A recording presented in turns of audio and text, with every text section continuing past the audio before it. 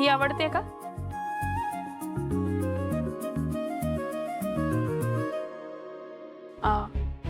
ताई मी काय म्हणते, तुम्हाला कॉटन मध्ये काही हवं असेल ना, मल कॉटन सारखं, तर तुम्ही ना त्या काउंटरला बघा, तिकडे सगळ्या साड्या आहेत. कसं आहे, तुमच्या बजेट मध्ये पण असेल आणि टेन्शन पण नाही तुम्हाला. बाळा, खरंच खूप चांगलं समजवतेस. ग्राहकांच्या फायद्याचं हल्ली कुणी सांगत नाही. थँक्यू.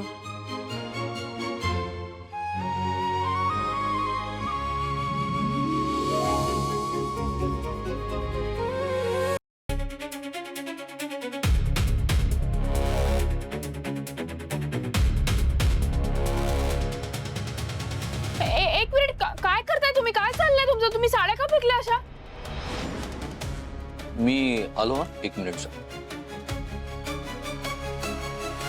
मी काय करतोय? साड्या पाहतोय, अजून काय करतोय? अहो, हे काय चाललंय? चुकीचं वागताय तुम्ही. साड्या फेकल्या काय हवंय? तुम्ही नीट सांगू शकता ना? एक अहो जीजू, बघा ना, तू पायाखाली साडी घेतोय. काय चुकीचं करताय ते? हो, तुम्ही बाहेर निघा आधी. तू शांत. मी बघतो. दादा शांत व्हा. ज्योती, बाबांना कळला हा माणूस दारू प्यायला ना, तर बाबांना राग येईल. मी करतो हँडल, तू नको टेन्शन. हा दादा, मी माफी मागतो तुमची. हा, तुम्ही सांगा ना तुम्हाला काय हवं. मला काय हवंय? ही काय कस्टमरशी बोलायची पद्धत आहे का? समजते कोण स्वतःला? मी कोण आहे याला माहित आहे का?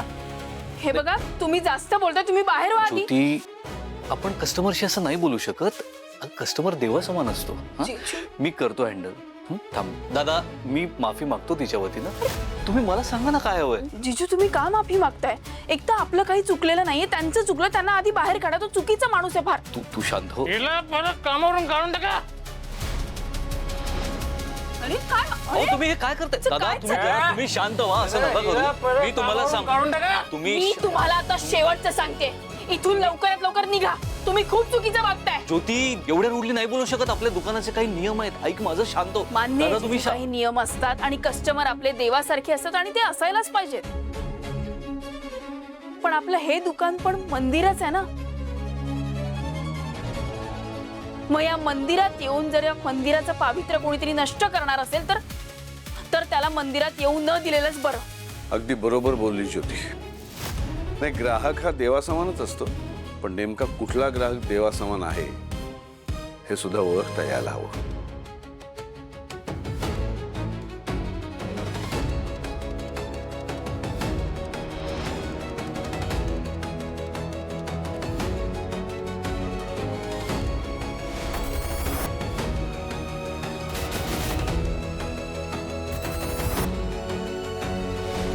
झाली परत त्या पुरुषोत्तमची गुणाची पोर.